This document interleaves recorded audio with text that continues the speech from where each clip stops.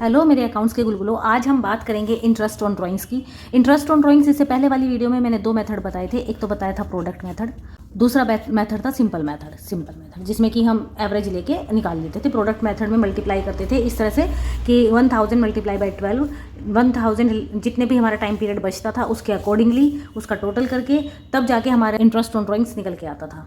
लेकिन कई बार क्या होता है, क्वेश्चन में आपको दिया होता है at the beginning of every month, at the quarter of every month, eight the beginning of the quarter of the every month, eight the end of the every month. तो इस तरह के क्वेश्चन भी प्रोडक्ट मेथड से solve किए जा सकते हैं, लेकिन इसको अगर हम प्रोडक्ट मेथड से सोल्व करेंगे तो बहुत ज़्यादा लेंथी टाइम लग जाएगा और 12th बोर्ड में इतना टाइम नहीं होता कि हम इतने लंबे मेथड से इसको सोल्व करें। इसके लिए हमें एटीपी निकालना पड़ता है, average time period. Average time period क्या होता है? एवरेज टाइम पीरियड ये होता है कि जो फर्स्ट टाइम पीरियड होता है, first time period plus last time period. मतलब क्या हुआ, देखो जैसे माना यहाँ पे 1 जनवरी 1 फरवरी, ये फर्स्ट सब ये स्टार्टिंग में लिए गए हैं। 1 जनवरी टू 31 दिसंबर अकाउंट क्लोज हो रहे हैं। अगर क्वेश्चन में आता है at the beginning of the every month, हर एक मंथ के स्टार्टिंग में ड्राइंग्स विड्रॉ की जाती है। यहाँ पे ध्यान देने वाली बात यह है, अमाउंट इक्वल है और ड्यूरेशन इक्वल है at the beginning of every month. तो यहाँ पे हम इस एटीपी को लगा सकते हैं, एवरेज टाइम पीरियड को। इसमें देखना जनवरी से दिसंबर तक पूरा एक जनवरी का महीना काउंट होगा, क्योंकि पूरा जनवरी का मंथ बैठता है। जनवरी टू दिसंबर 12 मंथ होते हैं, फरवरी टू दिसंबर 11 मंथ, 10, 9, 8, सिमिलरली इस तरह से ये 1 आ जाएगा। तो अगर हमें एटीपी निकालना है, एटीपी हम क्यों निकालते हैं? एटीपी हमें फॉर्मूला निकालना होता है, इसलिए निकालते हैं क्योंकि ड्राइंग्स का फॉर्मूला होता है amount into rate of interest upon 100 into ATP, average time period. तो इसलिए एटीपी हमें चाहिए ही चाहिए। तो एटीपी के लिए हमें फर्स्ट टाइम पीरियड कितना है यहाँ पर? 12 eight the beginning of every month. First time period यहाँ पे कितना है? 12, और लास्ट टाइम पीरियड यहाँ कितना है? 1। तो 12 + 1/2 इज इक्वल टू 6.5 आया। तो 6.5 आया है। अगर हमें इस क्वेश्चन का क्या निकालना है, बिगिनिंग ऑफ द मंथ का आईओडी निकालना है, इंटरेस्ट ऑन ड्राइंग निकालना है, तो 1000 पर मंथ निकाला। 1000 की 12 से मल्टीप्लाई करेंगे, 12,000 आ जाएगा। 8% यहाँ पे आईओडी दे रखा है ये। इसके बाद 6.5 हमारा एटीपी आया अपॉन 12, ये आया 520। Eight the mid of the every month कैसे निकलेगा? मिड का मतलब 15th जनवरी का मतलब यहाँ पे कितना आएगा? यहाँ पे आएगा 11.5, क्योंकि 15 दिन हमारे निकल गए। यहाँ पे आएगा 10.5, ये इस तरह से 11.5, 10.5, 9.5, 8.5, ये इस तरह से आएगा। ये टाइम पीरियड कितना हुआ? स्टार्टिंग का हमारा बिगिनिंग का टाइम पीरियड कितना हुआ? 11.5, एंड का कितना हुआ? 0.5। तो बिगिनिंग और एंड वाले को 11.5 और 0.5 को ऐड करेंगे और 2 से डिवाइड करेंगे तो 6 आ जाएगा। Eight the end of every month का मतलब यहाँ हम 31 जनवरी लेंगे। तो 31 जनवरी का मतलब जनवरी का महीना हमारा काउंट नहीं होगा, क्योंकि जनवरी का महीना आउट हो चुका, खत्म हो चुका। तो इसलिए यहाँ पे जनवरी को स्किप करके फेब से दिसंबर तक 11 मंथ बैठते हैं। सिमिलरली 10, 9, 8, 7 और लास्ट में दिसंबर का मंथ नहीं लिया जाएगा, क्योंकि 31 दिसंबर पूरा काउंट हो रहा है, तो ये 0 आ जाएगा।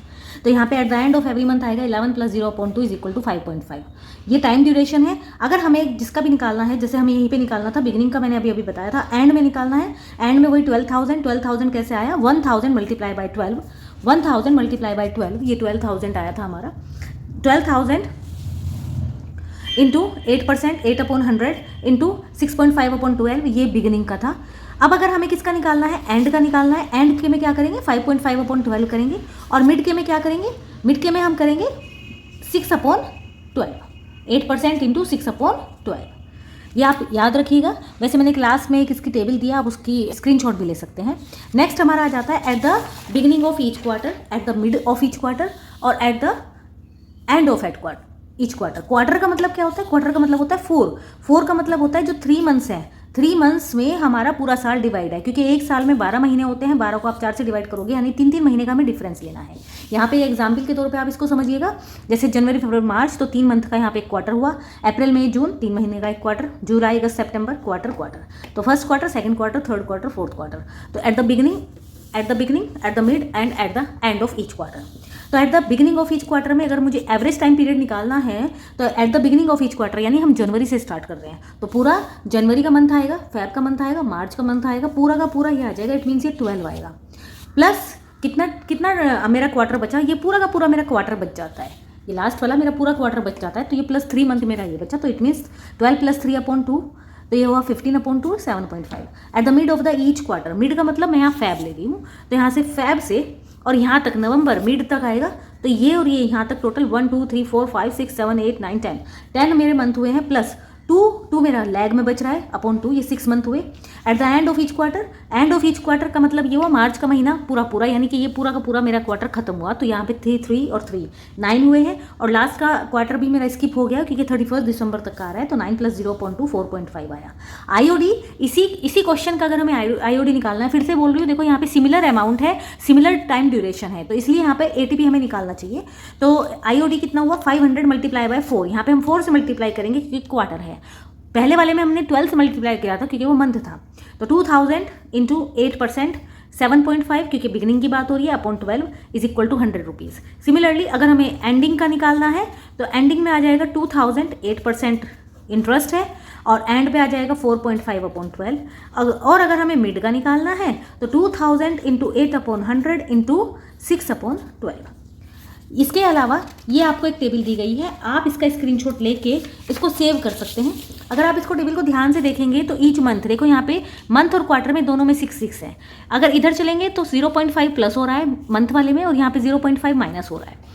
क्वार्टर वाले में यहाँ पे 1.5 प्लस हो रहा है और यहाँ पे 1.5 माइनस हो रहा है।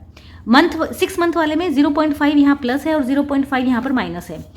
9 मंथ वाले में यहाँ पर भी सिमिलरली 0.5 प्लस है और इधर 0.5 माइनस है।